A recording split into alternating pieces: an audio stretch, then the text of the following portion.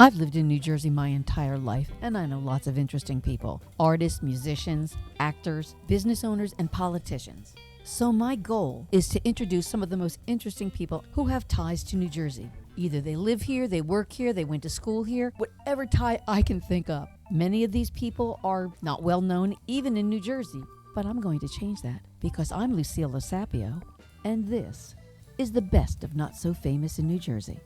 What is it that drives music and gets people on their feet and on the dance floor? It's the rhythm section. It's the bass and it's the drums. Today, I have the pleasure of talking with Chris Plunkett, the premier bass player in this area. He is a songwriter, a teacher, a session player, and a producer. Chris has set a really high standard for bassists in this area, and he has won praise from people across the country. Chris is very recognizable on stage. He has his own unique style, and he's one of those players that have brought bass players to the front of the stage. Together with my husband, Gary Dates, he formed the rhythm section of Line Drive, and they predominated on the Jersey Shore for over 40 years.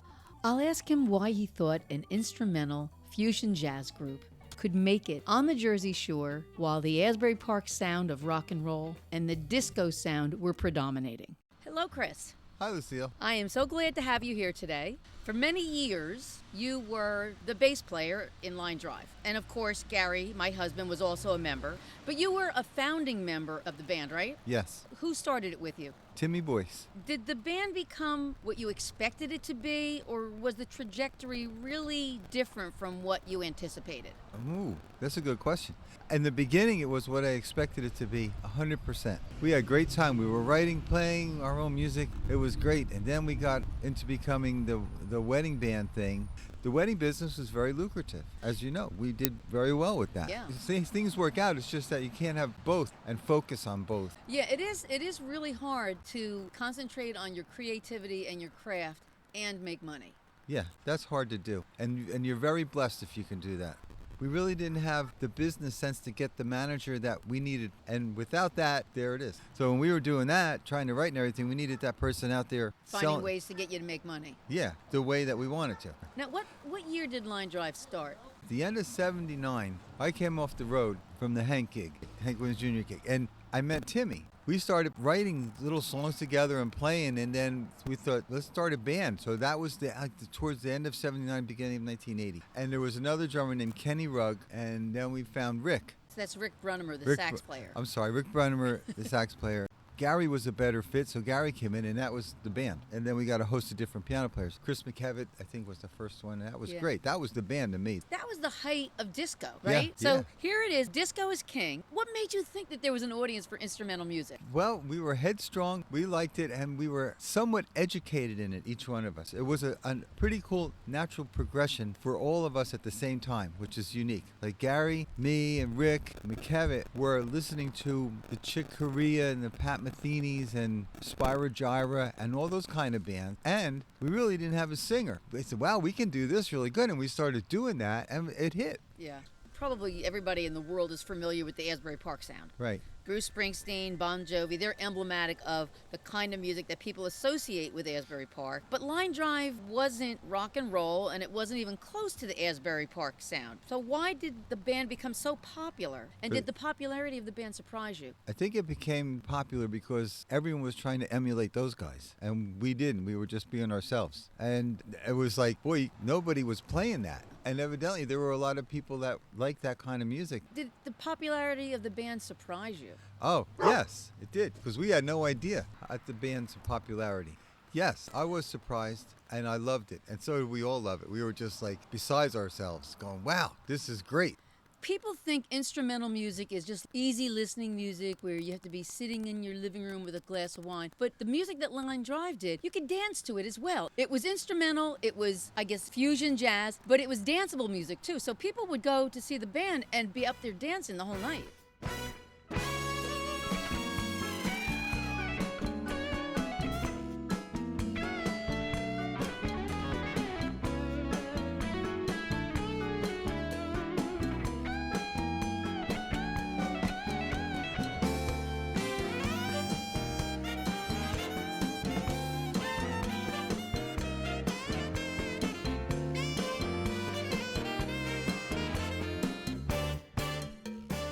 You reading out of what's called the real book, and you're playing all the songs from the 40s and the 30s and some from the, all that snoozers. Yeah. So, but not us. We were like, yeah, we can rock this stuff. We can groove this. You were more in the big band kind of genre in that it was instrumental, but it was stuff people could dance to, just like big band music was. Yeah, yeah.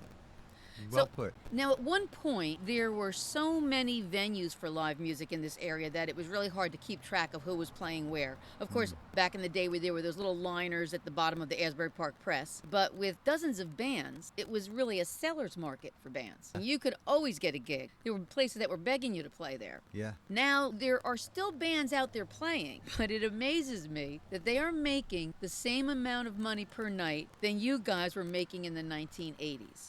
Amazes you? Yeah.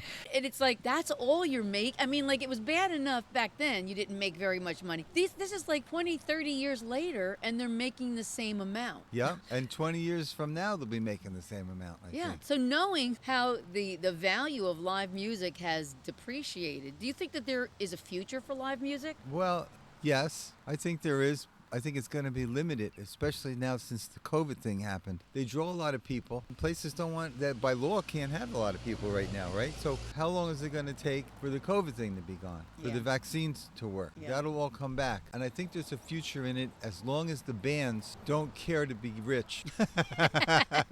Guys are going to have a day job and do this at night to play for fun. There'll always be music and bands. I've noticed in the last couple of years there are a lot of duos and trio work, less band work, because the money got even worse than it was. When we used to play and make $300 maybe. I want to ask you about your reputation. Can I sign a disclaimer?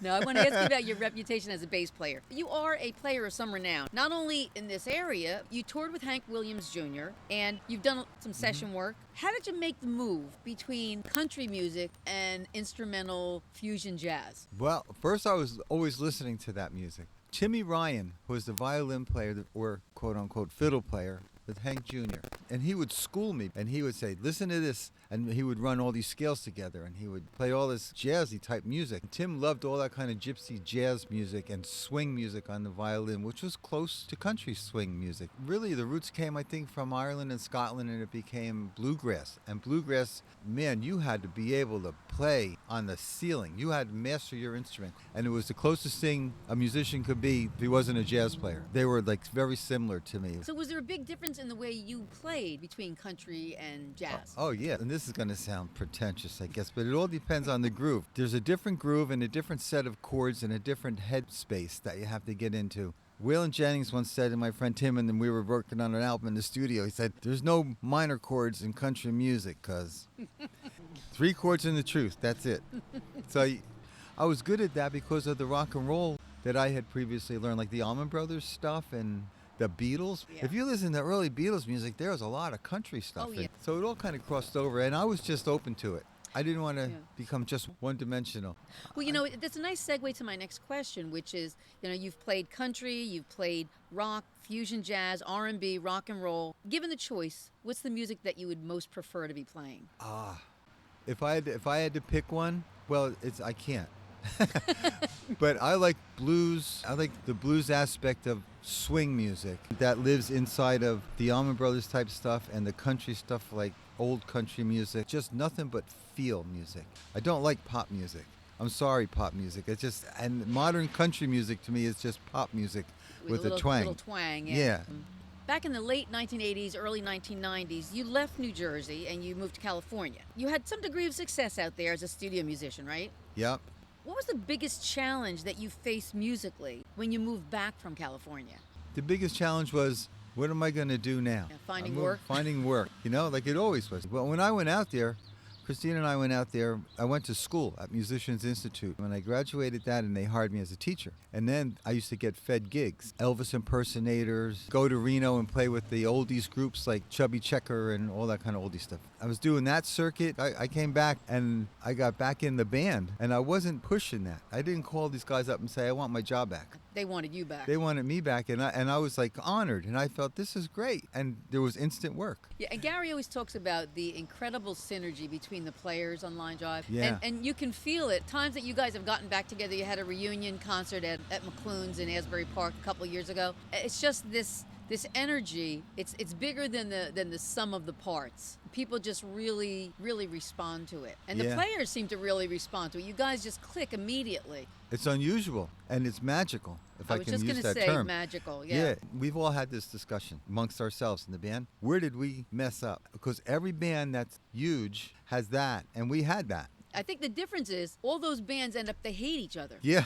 Well, yeah, we never did. Right. We That's all- what you did wrong. You liked each other. We liked each other.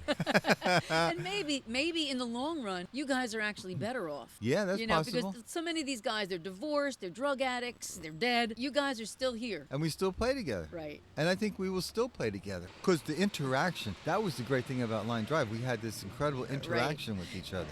I'm going to move on to talk about bass players in general. I've noticed that a lot of bass players have really big personalities. And one that comes to mind is Stanley Banks, who played with George Benson. He Yep. always seemed to try to upstage George Benson on stage. And I've noticed that with a lot of bass players. Is that my imagination? No. If you're allowed to. See, like in some bands, bass job is behind. If you step up and start, you're out. Like Billy Joel's bass players never step up. Gary Talent won't step up on Bruce. You don't do that. George Benson gives him a certain leeway because they have the same thing Line Drive had. We communicate. Here's what I view the bass as. He's like the catcher on a baseball team. He tells the guy what to pitch. He positions the players. He runs the whole thing. And the bass player, for some reason, is that kind of a head, that kind of guy. He's like, whether it's right or not, I don't know, but that's where their heads are at. I always joke with Tony Cimarosi, another bass Yeah. player, and I said to him, you know, bass players are frustrated lead guitarists. They want to be the lead guitarist, but they want to play the bass. Well, they want to be Paul McCartney. Right. Well, McCartney changed everything. Was the bass your first choice, or did you start with another instrument? No, I played guitar. I was like 13. Then we had the band, The Shadows. Steven Van Zandt was in the band. There was a guitar player named Joey Hagstrom. Joey Hagstrom was really, really good. The best lead guitar player probably there was at the time around. So we all got a meeting and they said, we want Joey to come in, but Steve plays guitar and sings. Will you mind playing bass? And I said, I'll try it. And I really liked it. And then it dawned on me, there's maybe 15 guitar players on this corner and one bass player on that one. The guy who played bass was going to work all the time. Right. I want to ask you about the rhythm section in the band. Gary's a drummer, and he talks about how important the relationship is between the drums and the bass. And some people say that that is the heart of the music. What are your thoughts on that? Exactly. The heart of the music is the groove and the beat. So everything else is icing on the cake. Of course, lead guitarists might argue with that. No, if the band's playing, if the bass player and the drummer stop, there's nothing. There's nothing. Like, that's the most important thing, to keep the beat. What drove you to make the decision to add a singer? We could make more money. Now, I know this story, but how did you find Jose Lou? We were auditioning singers. I forget how many people, 20, 30 came by auditions. We were about ready to quit. Oh, there's one more guy out there. Jose comes in. We started playing and he started singing, and I think it got through one verse and we said, that's it. You're hired. Yeah, he's pretty amazing. He's amazing. Jose is amazing on all counts. Always and forever, you and me were meant to be for always, always and forever, you and me were meant to be for always. He's an amazing writer, amazing singer. He's a really amazing keyboard player And arranger, too. and arranger. Yeah. And a producer. Are there other artists or other bass players that you really look up to? And do you find yourself imitating them or incorporating some of their methods into the way you play? Yes, you can't help but do that. My first was McCartney, of course, because he played bass like a guitar, because he was a guitar player.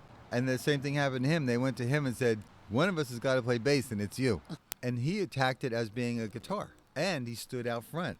And then the next one to me was Jamie Jamerson from the Motown era, Yes. whose groove was just infectious. And then the Allman Brothers bass player, Barry Oakley, and when he played with the Allman Brothers, he was like Jamie Jamerson playing with a rock band. And then Jaco Pastorius, and I remember Kenny Rugg played his album for me, and I didn't touch my bass for like a month. But you take things from them. And I think anybody that says they don't is kidding themselves.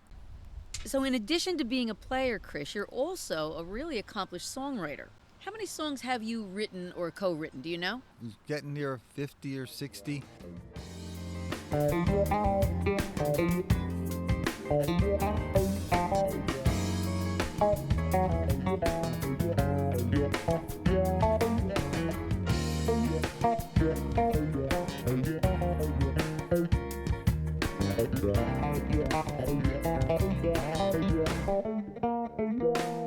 I'm still writing, and it was always great to write with Line Drive. I would come in with a new song every 2 or 3 days. Jose would match me. And you and Jose wrote some songs together, didn't you? Yep. In a perfect world, what would you be playing and where would you be playing it? It's split. I just have two loves that I can't get away from musically. And one is that country swing blues thing, and the other is groove-oriented jazz music. In a perfect world, I'd be able to play both those things. One night do one night do the other. And where would you be playing? I would like to play festivals, places like the Count Basie, concerts opening up for other bands that did similar music. You wouldn't want to be headlining? Just sometimes. I don't dream that big anymore.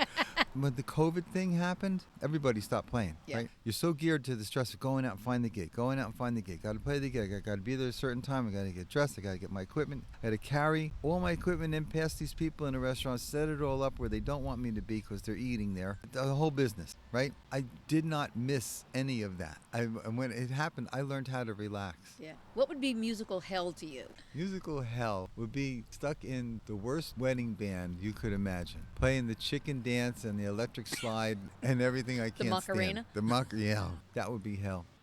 Is there anything that you want to promote? Do you have a website? Is there some place that people can look you up? You'd find me on Facebook under my name, Christopher Plunkett. I prefer personal messages for stuff like that. Is your CD available online anywhere? Just through me. So last question. If somebody told you that they were planning to start a career as a musician, what advice would you give them? Don't quit your day job. Really, I would just say you have to suck it up and be true to your art and true to what you're doing and take all the punches that you're going to get hit with. Keep on going and really learn your craft. I mean, learn your craft. Like, learn to play a few different styles. Don't be a one-trick pony. Learn to play different things because then you will work more. And if you work more people see you. It's hard. That's a tough life. Chris, thank you so much for making the time. Sure. Thank you for asking me to do this. Where else can you hear scintillating conversations with interesting people with ties to New Jersey except for here? You can't, and that's why you should subscribe and listen to every episode. I'm Lucille Osapio, and this is the best of Not So Famous in New Jersey.